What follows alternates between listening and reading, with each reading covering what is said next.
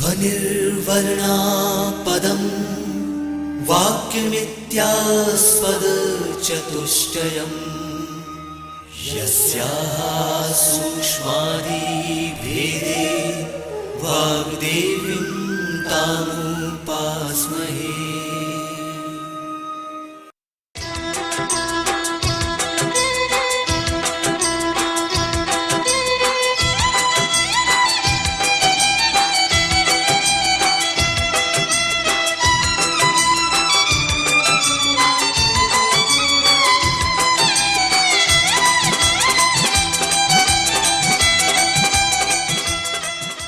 मध्य प्रदेश भोज मुक्त विश्वविद्यालय का इलेक्ट्रॉनिक माध्यम निर्माण और शोध केंद्र EMPRC प्रस्तुत करता है शिक्षा शास्त्र विषय पर आधारित ध्वनि कार्यक्रम बाल्यावस्था।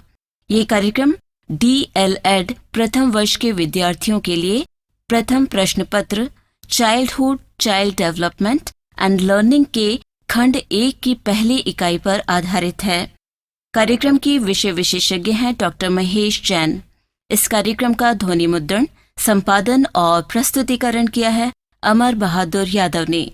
तो आइए सुनते हैं शिक्षा शास्त्र विषय पर आधारित ध्वनि कार्यक्रम बाल्यावस्था।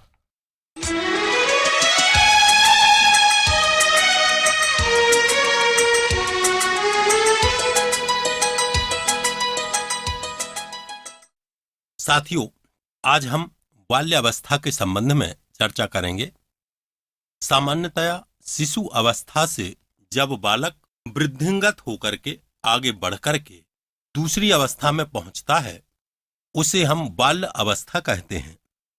आज इसके अंतर्गत हम ये जानने का प्रयास करेंगे कि बाल्य अवस्था में उम्र क्या होनी चाहिए, किस अवस्था से किस अवस्था तक बाल्य अवस्था होती है, बाल्य अवस्था में बच्चे की मनोवृत्तियां कैसी होती हैं, बच्चे की प्रवृत्तियां कैसी होती हैं, बालक का मनोवैज्ञानिक विकास और संवेगात्मक विकास किस प्रकार का होता है, तथा इस विकास को देखते हुए हमारी शिक्षा किस प्रकार की होनी चाहिए।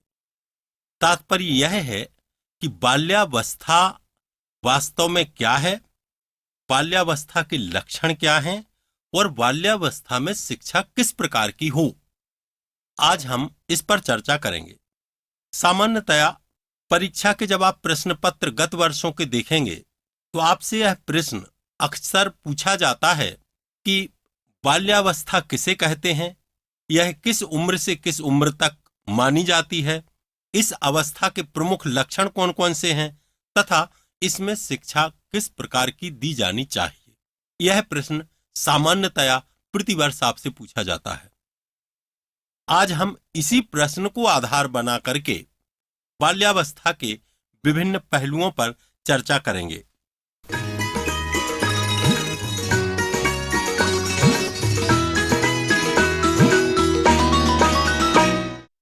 शिशु अवस्था के तुरंत बाद बाल्य अवस्था प्रारंभ हो जाती है। मनोवैज्ञानिकों के अनुसार बाल्य अवस्था बालक का निर्माण काल कही गई है। तात्पर्य यह है कि वास्तव में बालक का निर्माण बाल्य अवस्था में ही होता है।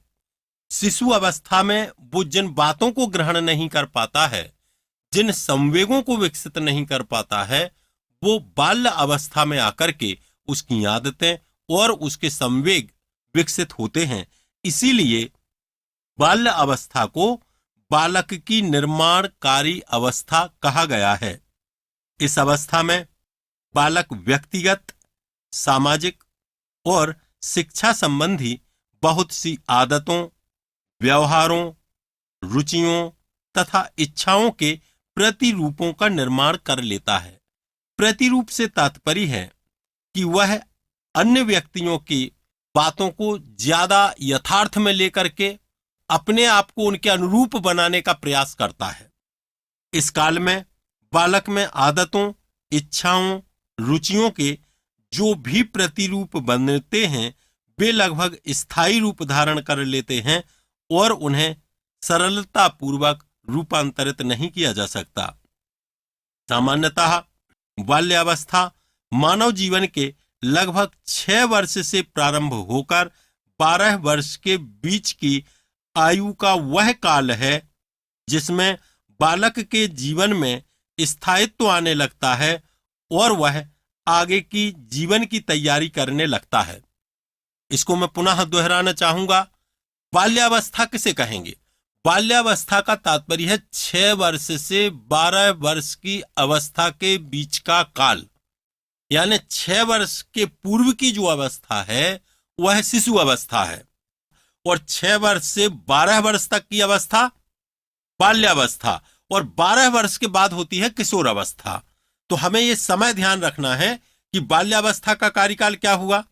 6 वर्ष से लेकर के 12 वर्ष तक का काल बाल्यकाल कहलाता है। ये 6 वर्ष से 12 वर्ष का जो काल है, इसी में बालक में स्थायित्व आना प्रारंभ होता है, इसी में बच्चे में रुचियों में परिवर्तन आना प्रारंभ होता है, और इसी में बच्चे में संवेगों में परिवर्तन आना प्रारंभ होता है।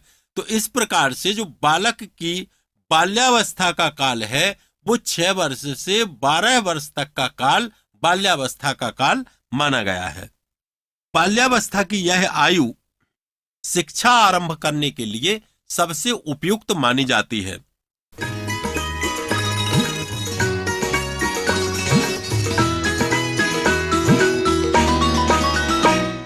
अब एक प्रश्न सामान्य रूप से आता है कि बाल्यावस्था किस अवस्था को कहते हैं तथा इसकी विशेषताएं क्या क्या हैं। तो ये अभी तक अपन ने स्पष्ट किया कि बाल्यावस्था जो है वो 6 वर्ष से 12 वर्ष तक की अवस्था मानी जाती है, और अब हम इस पर चर्चा करेंगे कि बाल्यावस्था की प्रमुख विशेषताएं कौन कौन सी होती हैं। सबसे पहले शारीरिक एवं मानसिक विकास में स्थिरता आना इनकी प्रथम विशेषता है। तात्पर्य यह है कि जो stability in physical and mental growth, जिसे हम कहते हैं कि शारीरिक एवं मानसिक विकास में स्थिरता आ जाना। 6 वर्ष को जैसे ही बच्चा पार करता है तो बाल्यावस्था में विकास की गति में परिवर्तन होने लगता है, उसके बाद एक स्थिरता आ जाती है। इसलिए विकास की दृष्टि से हम बाल्यावस्था को 2 भागों में बांट सकते हैं। पहली 6 से 9 वर्ष तक, बहुत ध्यान से सुनेंगे। पहले हमने कौन सी मानी? 6 वर्ष से 12 वर्ष तक का काल बाल्यावस्था। अब इसको भी हम 2 भागों में करेंगे, 6 वर्ष से 9 वर्ष तक का काल और 10 वर्ष से 12 वर्ष तक का काल। 2 भागों में बांटा बाल्यावस्था को। 6 वर्ष से 9 वर्ष तक का काल क्या कहलाएगा? उसे कहते हैं संचय काल। 6 वर्ष से 9 वर्ष तक की अवस्था को कहा जाता है संचय काल या कंजर्वेशन पीरियड। और दूसरी अवस्था कितनी हुई? 10 वर्ष से 12 वर्ष तक की, इसको कहते हैं परिपाक काल या कंसोलिडेशन पीरियड। इस तरीके से जो 6 वर्ष से 12 वर्ष तक की बाल्यावस्था है उसके हमने 2 भाग किए। पहला भाग किया 6 वर्ष से 9 वर्ष तक का, जिसको हमने क्या कहा? संचय काल या कंजर्वेशन पीरियड। और दूसरी अवस्था कौन सी हुई? 10 वर्ष से 12 वर्ष तक की, जिसको हमने कहा परिपाक काल या कंसोलिडेशन पीरियड। शैशवावस्था और पूर्व बालकाल, जिसे हम 6 से 9 वर्ष कह सकते हैं, में विकास होना प्रारंभ हो जाता है। वह प्राकृतिक नियमों के अनुसार उत्तर बाल्यकाल या जिसे कह सकते हैं 10 वर्ष से 12 वर्ष में दृढ़ होने लगता है। उनकी चंचलता शिशु अवस्था की अपेक्षा कम हो जाती है और वह बालक जो बाल्यावस्था में आ गया है, वह बालक वयस्कों के समान व्यवहार करते दिखाई पड़ता है। इसीलिए रॉस ने, J.S. रॉस महोदय ने बाल्यावस्था को मिथ्या परिपक्वता जिसको क्या कहते हैं स्यूडो मैच्योरिटी को बताते हुए कहा है कि शारीरिक और मानसिक स्थिरता बाल्यावस्था की सबसे महत्वपूर्ण विशेषता है। तो सबसे पहली विशेषता बाल्यावस्था की क्या हुई? शारीरिक और मानसिक स्थिरता का आ जाना, यानी शारीरिक रूप से स्थिरता हो जाना और मानसिक रूप से स्थिरता हो जाना, ये बाल्यावस्था की प्रथम विशेषता है। और इस प्रथम विशेषता को बतलाने वाले हैं श्री J.S. रॉस।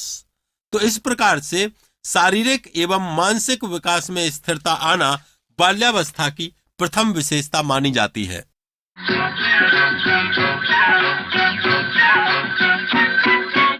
दूसरी विशेषता है मानसिक योग्यताओं का विकास या development in mental abilities. Burt महोदय के अनुसार इस अवस्था में बालकों में सभी आवश्यक मानसिक योग्यताएं विकसित होने लगती हैं। मूर्त तथा प्रत्यक्ष वस्तुओं के लिए सरलता से चिंतन कर लेता है। समझने, स्मरण करने, तर्क करने आदि की योग्यताएं विकसित हो जाती हैं। तो दूसरी विशेषता क्या हुई? अभी हमने पहली पढ़ी थी शारीरिक और मानसिक, जिसे किसने कहा था? J.S. रॉस ने, कि शारीरिक और मानसिक विकास में स्थिरता का होना, ये उसकी पहली विशेषता, जिसे J.S. रॉस के द्वारा कहा गया। और दूसरी विशेषता क्या है? मानसिक योग्यताओं का विकास होना। मानसिक योग्यताओं के विकास को किसने परिभाषित किया? एक यह है बर्ट महोदय ने। तो बर्ट महोदय ने ये कहा कि मानसिक योग्यताओं का विकास होने लगता है और बच्चे में समझने, स्मरण करने और तर्क करने की शक्ति उसमें प्रकट होने लगती है।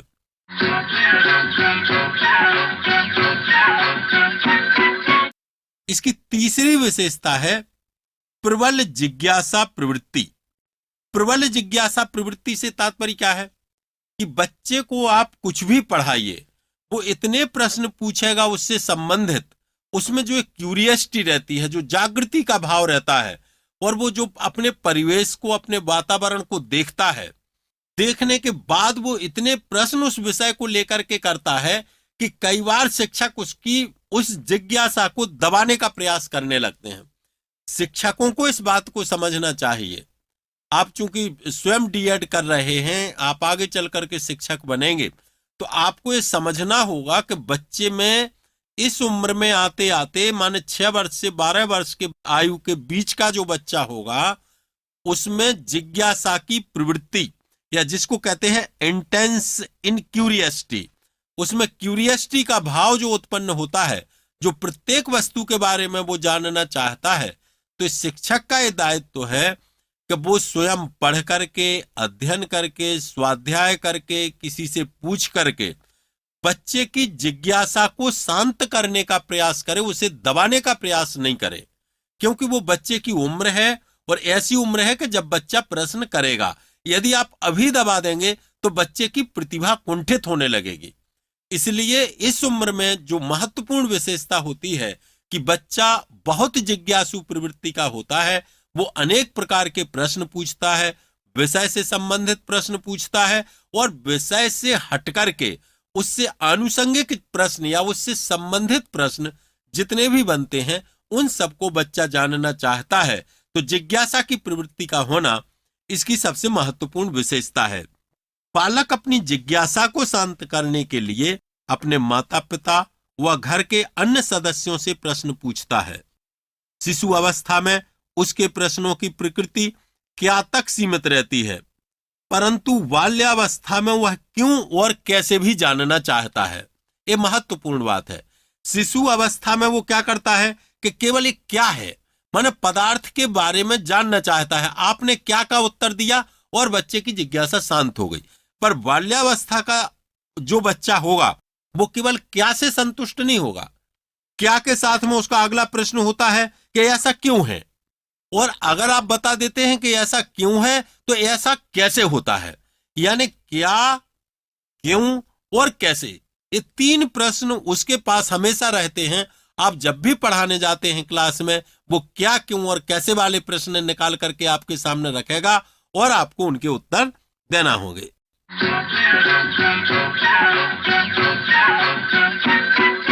उसकी चौथी विशेषता है वास्तविक जगत से संबंधित होना, रिलेशनशिप बिटवीन रियल वर्ल्ड।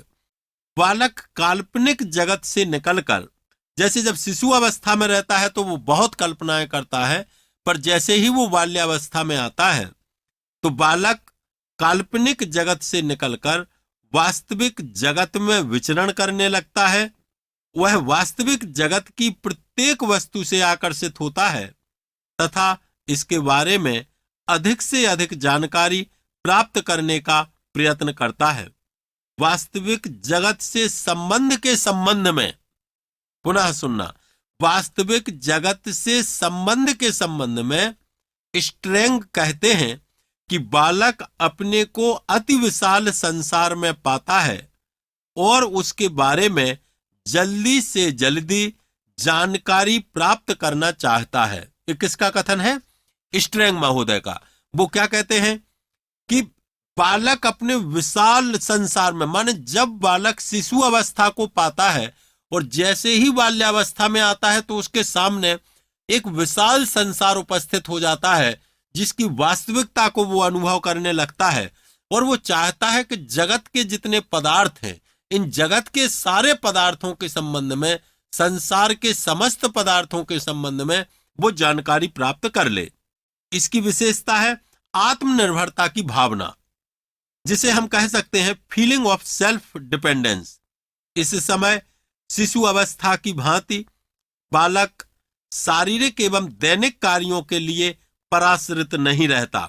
तात्पर्य यह है कि जैसे जब बच्चा है तो नहाने के लिए अपने माता पिता पर निर्भर रहता है कि जब उसके माता पिता नहला दें तब बच्चा नहाता है, जब उनके माता पिता पढ़ने के लिए कहते हैं तब वो पढ़ने के लिए बैठता है, जब माता पिता खेलने को कहते हैं तब बच्चा खेलने के लिए जाता है। पर इस अवस्था में इस सारी की सारी क्रियाएं स्वयं होने लगती हैं और वह अपने दैनिक कार्यों से यहाँ तात्पर्य है जैसे नहाना, धोना, कपड़े पहनना, स्कूल जाने की तैयारी करना आदि कार्य बच्चा स्वयं करने लगता है। उसे किसी के आश्रय की आवश्यकता नहीं होती है।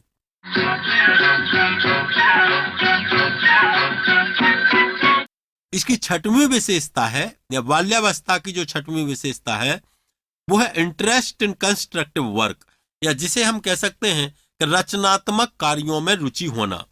बाल्यावस्था में रचनात्मक कार्यों में रुचि की बहुलता होती है। बालक बालिकाएं निर्माण कार्य करने में आनंद और संतोष अनुभव करते हैं।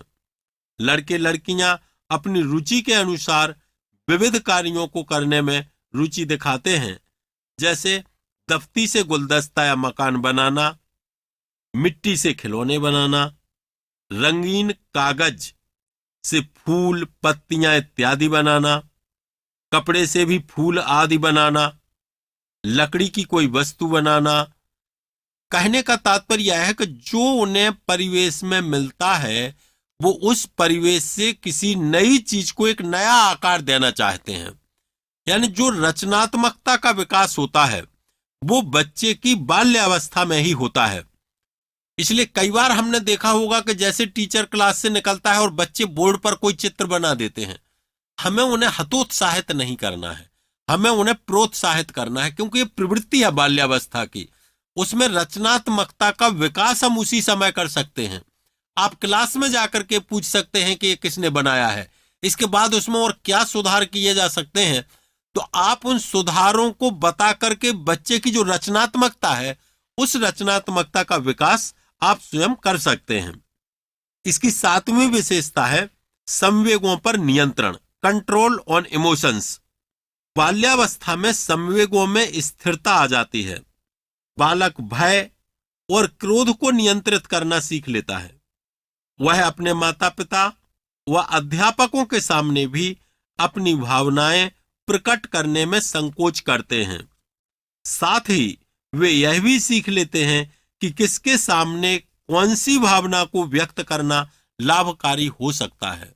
जब एक बच्चा अपने शिक्षक के स्वभाव को जान लेता है तो शिक्षक के सामने में कितनी बात करना है, कौन सी बात पर से हमारे शिक्षक या हमारे माता पिता नाराज हो जाते हैं, उस बात को बच्चा बोलना चाहता है परंतु वो दबा लेता है। उसका तात्पर्य यह है कि इस उम्र में क्रोध को और अन्य भावों को, इच्छाओं को दबाना बच्चे के लिए आ जाता है। कौन कौन सी भावनाएं हमें व्यक्त करना है और कौन कौन सी भावनाओं को अव्यक्त रहने देना है, या कौन कौन सी भावनाओं को दबा करके रखना है, ये बच्चा बहुत अच्छी तरह से सीख लेता है और अपनी उन भावनाओं को दबा लेता है जिनसे उसे लगता है कि ये भविष्य में अथवा तत्काल में हमें किसी भी प्रकार की हानि पहुंचा सकते हैं। ऐसे भावों को बच्चा हमेशा दबा करके रखता है। इस प्रकार से इस उम्र तक आते आते बच्चा अपने संवेगों पर नियंत्रण करना सीख जाता है।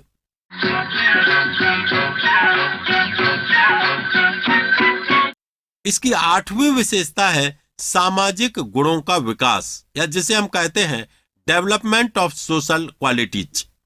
बालक विद्यालय के विद्यार्थियों और अपने समूह के सदस्यों के साथ पर्याप्त समय व्यतीत करता है, अतः उसमें अनेक सामाजिक गुणों का विकास होता है, जैसे सहयोग, सद्भावना, सहनशीलता, आज्ञाकारिता, विनम्रता इत्यादि।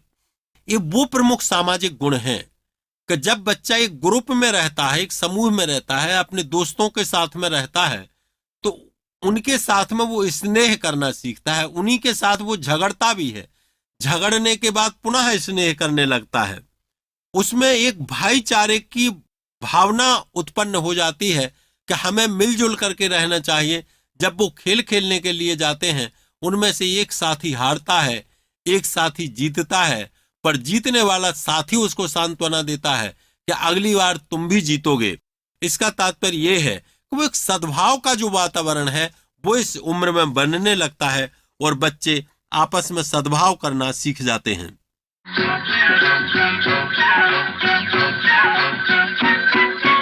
इसकी अगली 9वीं विशेषता है सामूहिक प्रवृत्ति की प्रबलता, इंटेंसिटी इन ग्रुप फीलिंग। बालक अधिक से अधिक समय दूसरे बालकों के साथ व्यतीत करना चाहता है, वह किसी न किसी समूह का सदस्य बन जाता है, अतः बालक में प्रबल सामूहिक प्रवृत्ति होती है।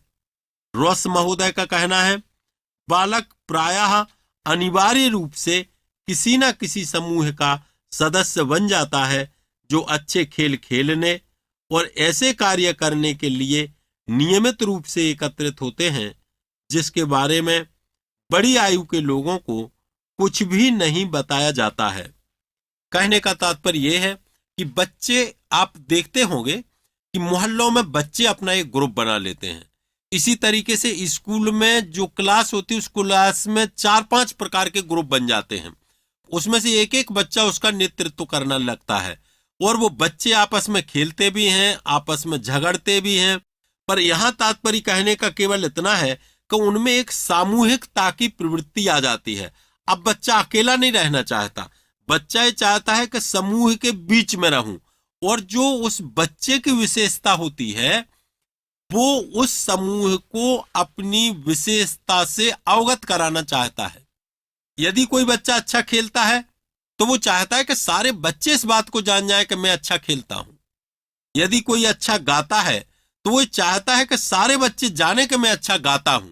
यदि कोई चित्रकारी करता है तो वो सबको अपनी कला दिखाता है, और उस समूह के द्वारा जब उसे प्रशंसा मिलती है तो वो अत्यंत आनंदित होता है और अपने ग्रुप में अन्य लोगों को बढ़ाता है। कहने का तात्पर्य यह है कि एक ग्रुप बना करके, एक दल बना करके, एक समूह बना करके बच्चा उसमें अपने आप को जोड़ता है।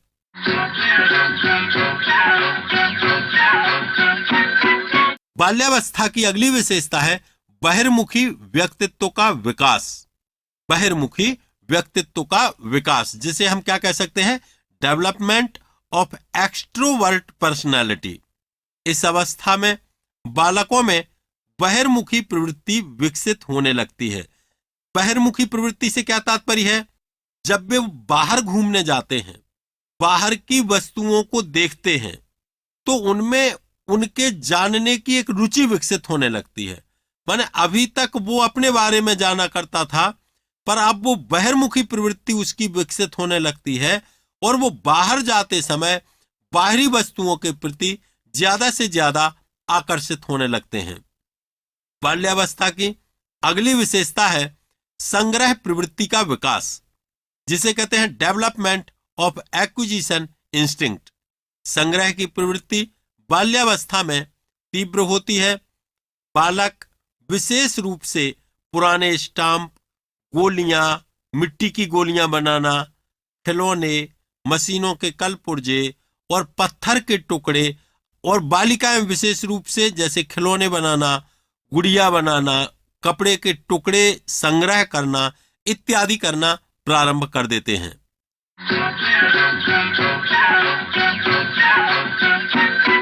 अगली विशेषता है टेंडेंसी ऑफ रोमिंग, जिसे कहते हैं घूमने फिरने की प्रवृत्ति या भ्रमण की प्रवृत्ति होना। मनोवैज्ञानिकों ने अनेक अध्ययनों के आधार पर निष्कर्ष निकाला है कि 9 से 10 वर्ष की अवस्था में बालकों में बिना किसी उद्देश्य के इधर उधर घूमने की प्रवृत्ति तीव्र होती है। इसलिए उनमें प्रायः स्कूल से कक्षाएं छोड़कर भागने, आलस्यपूर्ण ढंग से समय बर्बाद करने आदि आदतें विकसित होना प्रारंभ हो जाती हैं। इसकी अगली विशेषता है काम प्रवृत्ति में परिवर्तन। काम प्रवृत्ति से तात्पर्य यह है कि जब शिशु अवस्था समाप्त होती है तो बच्चा बच्चे के साथ और एक बच्ची बच्ची के साथ दोस्ताना व्यवहार करने लगते हैं। हमेशा समलैंगिक रूप से, जिसे हम ये कहते हैं कि लड़के लड़कों को अपना दोस्त बनाते हैं और लड़कियां लड़कियों को अपना दोस्त बनाना या अपनी सहेली बनाना प्रारंभ कर देती हैं।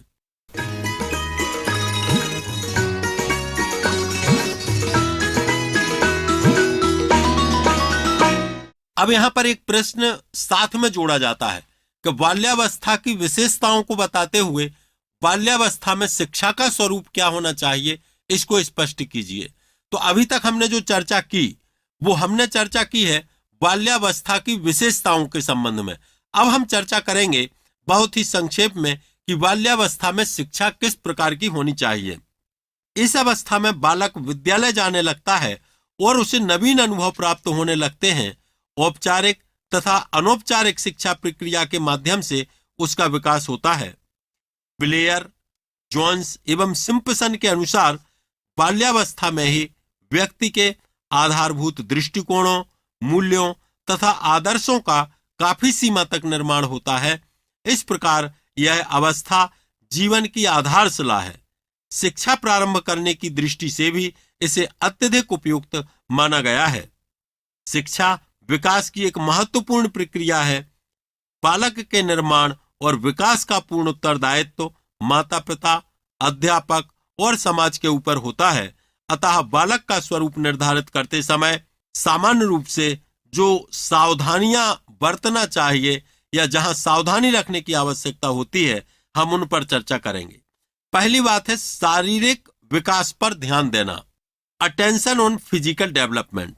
बाल्यावस्था में जो पहले के 3 वर्ष यानी 6 से 9 वर्ष तक का जो समय होता है वो शारीरिक विकास का समय होता है और अंतिम 3 वर्षों में यानी 9 से 12 वर्ष तक इस विकास में दृढ़ता आती है, मजबूती आती है। बाल्यावस्था में हड्डियों में दृढ़ता आ जाती है और मांसपेशियों पर नियंत्रण प्राप्त होने लगता है। अतः खेलकूद, ड्रिल आदि का विशेष आयोजन किया जाना चाहिए और विद्यार्थियों को प्रतियोगिता के लिए प्रेरित किया जाना चाहिए। उत्तम वातावरण भी उपलब्ध कराया जाना चाहिए।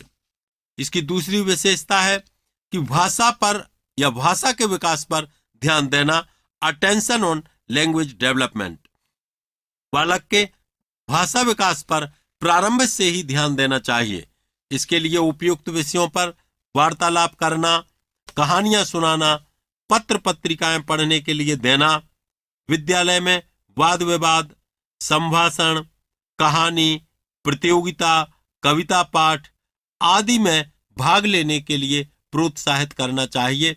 इस शिक्षक का दायित्व है कि जितनी गतिविधियां आपको बताई जाती हैं कि इन गतिविधियों का आयोजन करना है, समय समय पर बाल सभा के रूप में सभी बच्चों को एकत्रित करके सभी बच्चों को अवसर मिल सके, इस प्रकार की गतिविधियों का आयोजन करते रहना चाहिए।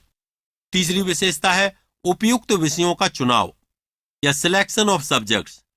बालक के लिए कुछ ऐसे विषयों का अध्ययन आवश्यक है जो उसकी आवश्यकताओं की पूर्ति कर सकें और उसके लिए हितकारी भी हों, जैसे भाषा, अंकगणित, विज्ञान, सामाजिक अध्ययन, ड्राइंग या चित्रकला, सुलेख, पत्र लेखन, निबंध रचना आदि।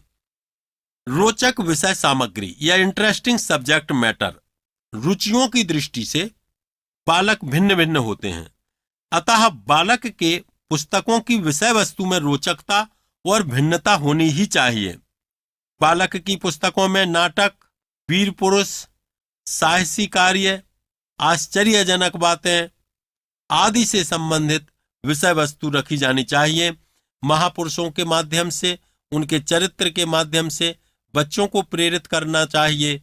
इसी प्रकार से जो अन्य गतिविधियां हम खेलकूद इत्यादि की आयोजित करते हैं, उनमें भी जिन्होंने श्रेष्ठ कार्य किया है उनके जीवन से परिचित कराते हुए बच्चों के लिए उस प्रकार की शिक्षा देना चाहिए।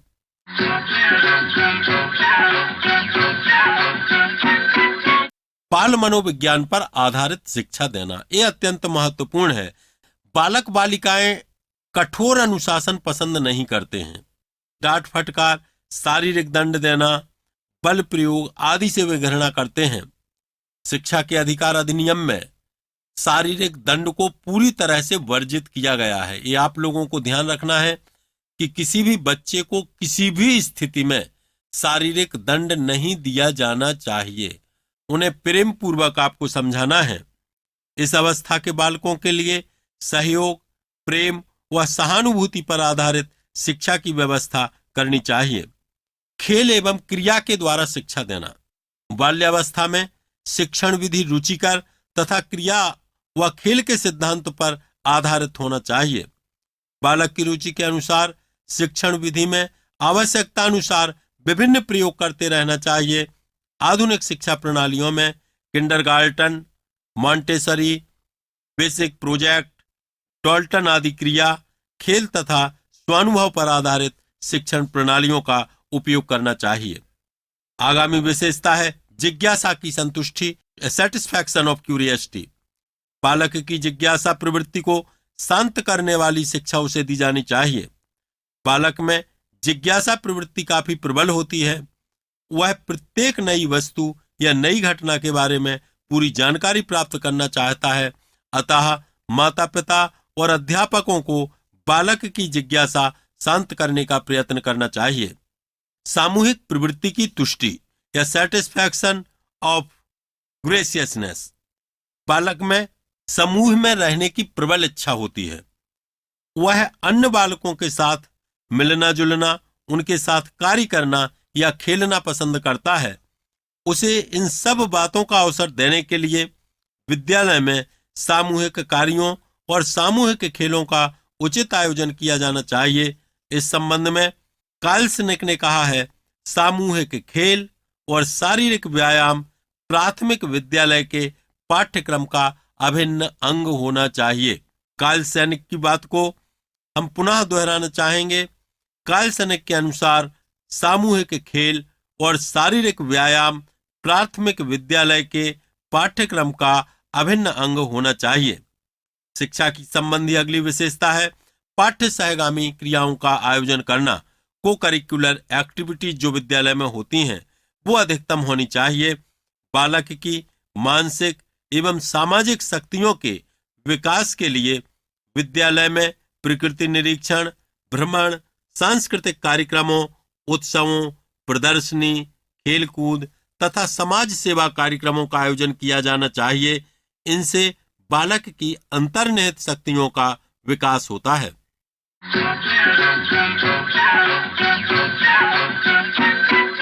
अगली विशेषता है सामाजिक गुणों का विकास, डेवलपमेंट ऑफ सोशल क्वालिटीज। इस अवस्था में बालक अपने घर से बाहर, विद्यालय और पास पड़ोस में अंतरक्रिया करता है। इन नए वातावरण में वह अपने को समायोजित करने का प्रयास करता है। इस अवस्था में प्रतियोगिता, प्रतिस्पर्धा, संघर्ष, सहयोग, सहिष्णुता, सह अस्तित्व आदि का बच्चों के सामाजिक विकास पर बहुत प्रभाव पड़ता है। शिक्षा का लक्ष्य है सामाजिक गुणों का विकास। सामाजिक गुणों के विकास के लिए पाठ्य सहगामी क्रियाओं का आयोजन किया जाना चाहिए। विभिन्न खेलकूदों, सांस्कृतिक व साहित्यिक आयोजनों, समाज सेवा कार्य आदि के माध्यम से बालकों में नेतृत्व के गुण, सहयोग की भावना, सहिष्णुता की भावना, अनुशासन, मैत्री भाव आदि गुणों का विकास किया जा सकता है। अगली विशेषता है पर्यटन व स्काउटिंग की व्यवस्था करना, एक्सकर्शन एंड स्काउटिंग। लगभग 9 वर्ष की आयु में बालक में बिना किसी उद्देश्य के इधर उधर घूमने की प्रवृत्ति पाई जाती है। इस प्रवृत्ति को संतुष्ट करने के लिए पर्यटन और स्काउटिंग को उसकी शिक्षा का अभिन्न अंग बनाया जाना चाहिए। अगली विशेषता है मोरल एजुकेशन या नैतिक शिक्षा। पियाजे ने अपने अध्ययनों के आधार पर बताया है कि लगभग 8 वर्ष का बालक अपने नैतिक मूल्यों का निर्माण और समाज के नैतिक नियमों का निर्माण और समाज के नैतिक नियमों में विश्वास करना सीख जाता है। उसे इन मूल्यों का उचित निर्माण और नियमों में विश्वास करने लगता है, इसलिए इनके प्रति आस्था जागृत करनी चाहिए। जैसा कॉल्सनेक का मत है, बालक को आनंद प्रदान करने वाली सरल कहानियों द्वारा नैतिक शिक्षा दी जानी चाहिए। इसका अंतिम जो शिक्षा का उद्देश्य है कि कैसी शिक्षा दी जानी चाहिए, वह है मानसिक विकास पर बल, एम्फेसिस ऑन मेंटल डेवलपमेंट। मानसिक विकास से तात्पर्य समझने, तर्क करने, विचार करने, समस्या समाधान करने, अवधान करने, प्रत्यय ज्ञान, स्मृति, कल्पना आदि शक्तियों से होता है। इस अवस्था में बालकों को बड़ा समृद्ध और रचनात्मक वातावरण उपलब्ध कराना चाहिए। खेल खिलौनों का अच्छा प्रबंध होना चाहिए। बौद्धिक क्रियाकलापों में विद्यार्थियों की प्रतिभागिता सुनिश्चित करनी चाहिए। घर तथा विद्यालय दोनों स्थानों पर समस्या समाधान के लिए प्रेरित किया जाना चाहिए। तार्किक क्रियाओं में भाग लेने का अवसर उपलब्ध कराना चाहिए।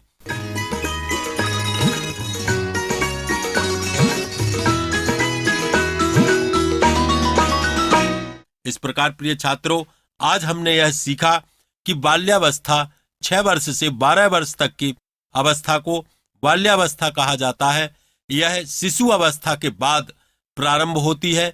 इसमें शारीरिक और मानसिक स्थिरता आ जाती है। इस प्रकार की अवस्था में हम बच्चे को जितना सिखा सकते हैं उतना हमें सिखाने का प्रयास करना चाहिए। जिज्ञासा की इनमें सर्वाधिक प्रवृत्ति होती है।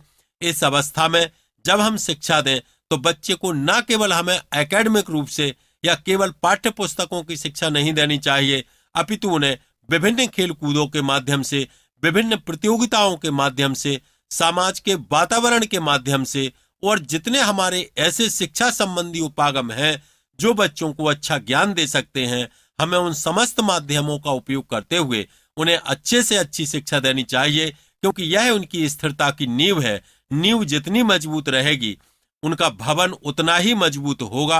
ये हम सबका दायित्व है कि इस अवस्था के जब बच्चों को हम पढ़ाएं तो उन्हें न केवल हम पढ़ाएं, न केवल पुस्तक पढ़ाएं, अपितु पुस्तक के साथ साथ जितनी भी पाठ्य सहगामी क्रियाएं होती हैं उनको आप व्यवस्थित रूप से अपने विद्यालयों में आयोजन करें। यह प्रयास करें कि सभी विद्यार्थियों की सभी आयोजनों में सहभागिता सुनिश्चित हो सके। धन्यवाद।